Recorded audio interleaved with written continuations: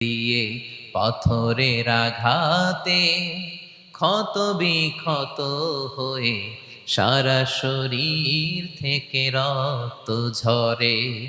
হে রাসূল তোমাকে ভুলি আমি কেমন করে, হে রাসূল তোমাকে ভুলি আমি কেমন করে। আসসালামু আলাইকুম ওয়া রাহমাতুল্লাহি ওয়া বারাকাতুহু। نحمده ونصلي على رسوله الكريم. أما بعد فأعوذ بالله من الشيطان الرجيم. بسم الله الرحمن الرحيم.